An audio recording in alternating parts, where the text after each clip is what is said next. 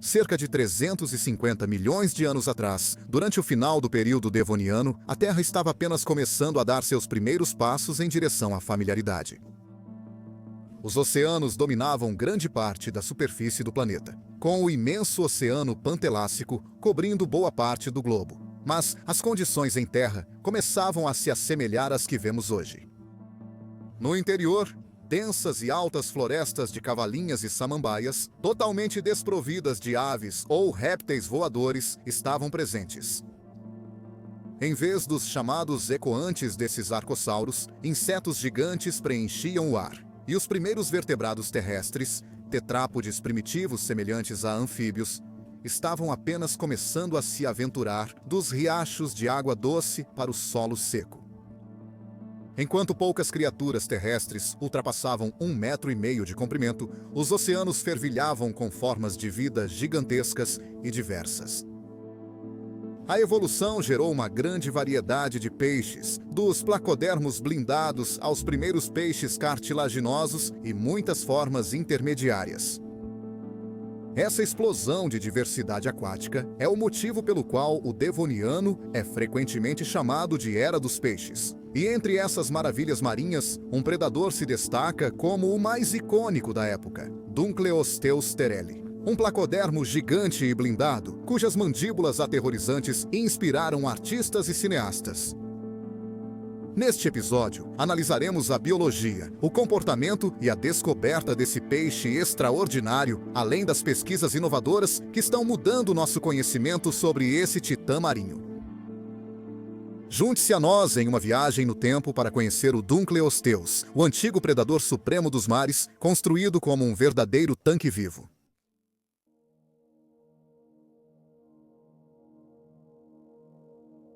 Dunkleosteus era um peixe pré-histórico, do grupo dos placodermos, cujo nome grego significa pele em placas. Como o nome sugere, essas criaturas eram definidas por sua grossa armadura óssea, que cobria grande parte da cabeça e, em alguns casos, todo o corpo. Os placodermos eram incrivelmente variados, prosperando por quase 100 milhões de anos, do final do Siluriano até o fim do Devoniano. Muitos eram bem diferentes dos peixes atuais, exceto algumas espécies de dipnoicos ou selacantos.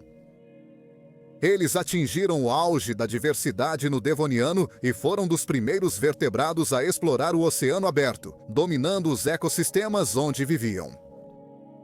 Alguns eram largos e achatados, parecendo arraias blindadas, enquanto outros se adaptaram a rios e lagos de água doce, ficando bem pequenos, com apenas alguns centímetros de comprimento.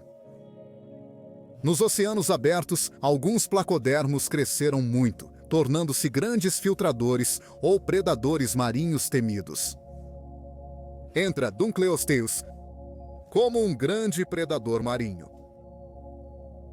Dunkleosteus virou símbolo do Devoniano e um dos favoritos entre criaturas pré-históricas, principalmente por seu tamanho gigante antes estimado.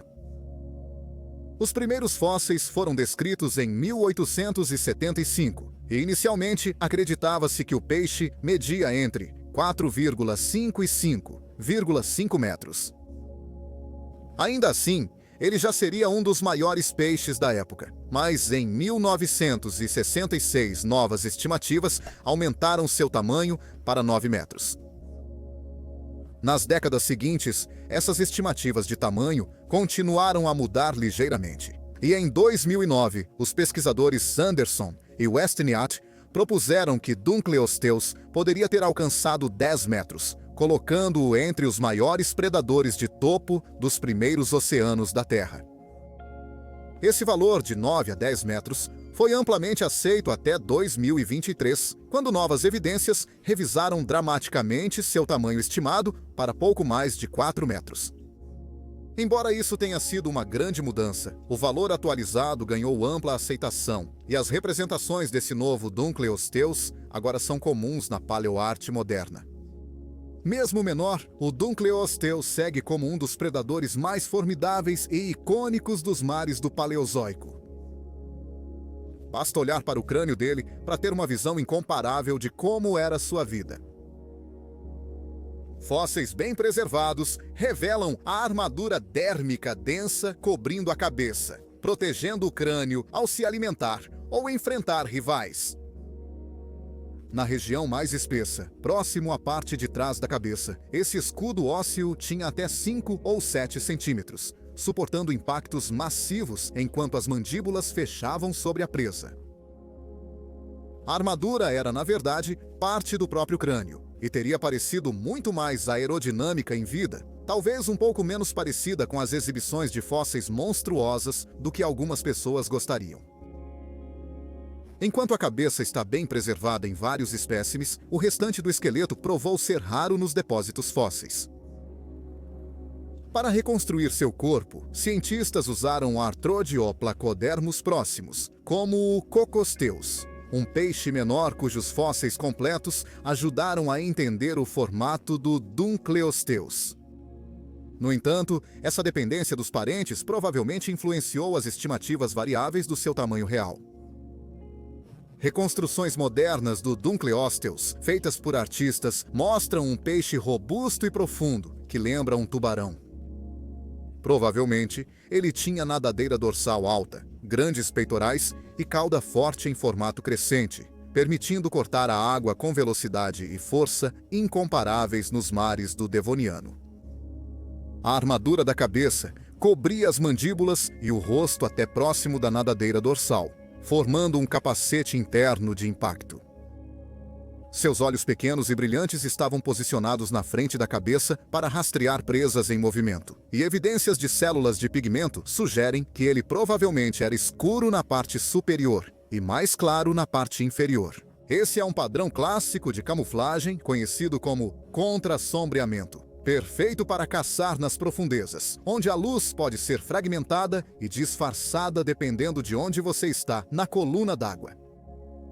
Tubarões brancos utilizam as mesmas técnicas de coloração ao atacar presas na superfície da água, com coloração escura na parte superior de seus corpos. A característica mais marcante do esqueleto de Dunkleosteus está em sua boca. Em vez de dentes tradicionais como conhecemos, ele possuía um sistema de lâminas ósseas entrelaçadas, extensões de seu crânio e ossos da mandíbula que funcionavam como tesouras, cortando carne e osso com uma eficiência assustadora. Essas placas ósseas formavam tesouras naturais letais, e estudos indicam que o Dunkleosteus mordia com força de 4 a 7 mil newtons.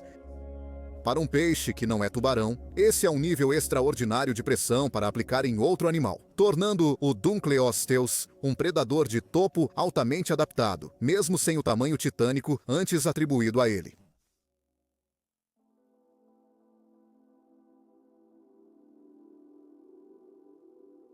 Os primeiros fósseis de Dunkleosteus não foram descobertos por um paleontólogo profissional, mas por um entusiasta chamado J. Terrell. J. Terrell, de Sheffield Lake, Ohio, costumava explorar os penhascos do Lago Erie em busca de fósseis nos leitos rochosos devonianos. Em 1867, durante uma dessas excursões, ele encontrou os restos de um peixe gigantesco, fósseis que mais tarde doou para John Strong Newberry, do Serviço Geológico de Ohio. John Strong Newberry estudou o material cuidadosamente e, inicialmente, classificou o animal com o nome de Dinictis herzarii, mas essa decisão não durou muito tempo. À medida que mais fósseis surgiam na mesma região, incluindo outros grandes peixes devonianos, ficou claro que era necessário estabelecer espécies distintas para diferenciar as descobertas. A espécie Deinictis terrelli foi introduzida, desta vez para homenagear o próprio Torel por sua descoberta. O peixe só recebeu seu nome atual em 1956. Naquele ano, o paleontólogo francês Jean-Pierre Leman examinou os fósseis pessoalmente e percebeu diferenças importantes entre os fósseis existentes de Deinictis e o espécime de Torel. Concluindo que merecia seu próprio gênero, Leman lhe deu um novo nome, Dunkleosteus. Isso foi em reconhecimento a David Dunkel, um paleontólogo de destaque e ex-curador de paleontologia de vertebrados no Museu de História Natural de Cleveland, conhecido por seu trabalho com peixes fósseis de toda a era paleozoica. O sufixo osteus vem do grego para osso, então Dunkleosteus tereli pode ser traduzido como o osso de Dunkle e Terrell. Embora Dunkleosteus tereli seja a maior e mais icônica espécie do gênero, não é a única. Fósseis desse grupo foram achados fora de Ohio e até da América do Norte. Embora Dunkleosteus tereli seja mais conhecido no centro dos Estados Unidos da América, outras espécies foram achadas na Bélgica, Marrocos, Polônia, Rússia e Nordeste dos Estados Unidos da América, mostrando que o gênero era distribuído e variado.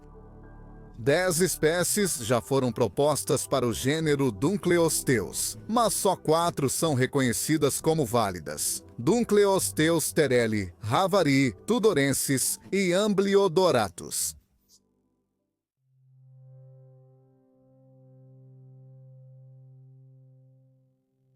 As lâminas em forma de tesoura nas mandíbulas do Dunkleosteus confirmam seu papel como predador dominante. Sua mandíbula era avançada para a época, funcionando com um sistema de 4 barras que ligava a mandíbula superior, inferior, músculos mandibulares e o escudo torácico atrás do crânio. Esse mecanismo complexo permitia que o peixe abrisse e fechasse suas mandíbulas em cerca de 50 milissegundos, rápido o suficiente para engolir a presa em um único movimento explosivo. Alguns peixes modernos, como os garupas, são capazes de fazer isso hoje em dia, e quando se alimentam, parece que suas presas desaparecem em um piscar de olhos, enquanto a boca do Dunkleosteus se abria em alta velocidade. Isso gerava uma forte sucção, puxando facilmente os animais próximos. Uma vez dentro, as tesouras ósseas cortavam carne, armadura ou carapaça com eficiência única. A pressão da mordida sozinha provavelmente já era suficiente para perfurar a armadura de outros placodermos, peixes que haviam evoluído especificamente para suportar mordidas poderosas. Mais impressionante, as lâminas das mandíbulas afiavam-se sozinhas, sempre mantendo o fio enquanto o peixe as usava. Essa adaptação tornou Dunkleosteus um caçador especialista em presas com armadura, como amonitis, peixes e artrópodes de carapaça dura. Seu apetite, no entanto, não parava por aí. Achados fósseis revelaram dentes de óridos, um peixe cartilaginoso parecido com tubarão, encontrados entre os restos de Dunkleosteus. Isso sugere que Dunkleosteus pode ter caçado e consumido animais potencialmente perigosos, regurgitando as partes indigestas depois. O fato de Dunkleosteus capturar e comer peixes como orodus, nadadores pelágicos rápidos, indica que esse placodermo era provavelmente mais rápido e ágil do que se pensava. Orodus também era predador do mar aberto, vivendo na zona pelágica e contando com a velocidade para caçar peixes menores. Para capturar com sucesso um alvo tão rápido, Dunkleosteus provavelmente teria precisado utilizar rajadas significativas de velocidade em mar aberto. Ainda não se sabe exatamente quão rápido ele nadava, pois há poucos fósseis de cauda e nadadeiras, mas as pistas sugerem um caçador ágil. A estratégia reprodutiva do Dunkleosteus também vem sendo estudada continuamente. Embora as evidências diretas ainda sejam raras, cresce o apoio à ideia de que ele pode ter sido pseudo-vivíparo, como alguns tubarões modernos. Assim, a fertilização ocorreu internamente, com embriões se desenvolvendo na mãe e eclodindo pouco antes ou logo após o nascimento. Outros placodermos foram achados com possível estrutura umbilical, indicando que esse método reprodutivo pode ter sido mais comum do que se pensava antes. Após nascerem, os jovens Dunkleosteus provavelmente ficavam em águas rasas e protegidas, longe de predadores maiores e até de outros Dunkleosteus adultos, já que há suspeitas de canibalismo. Conforme cresciam e se fortaleciam, esses jovens peixes provavelmente exploravam ambientes marinhos mais profundos e abertos, onde havia mais presas. Fósseis indicam que a vida do Dunkleosteus não era pacífica. Pelo menos um espécime, catalogado como CMNH5302, apresenta sinais claros de lesão traumática. Marcas de perfuração com padrão de mordida de outro Dunkleosteus. Essas feridas indicam encontros violentos, talvez por disputas territoriais, conflitos de acasalamento ou canibalismo. Com a poderosa mordida desses peixes, as lutas eram brutais, possivelmente até mortais. Embora a armadura craniana espessa provavelmente tenha evitado danos fatais em alguns casos, o trauma teria sido doloroso para o perdedor na maioria das vezes.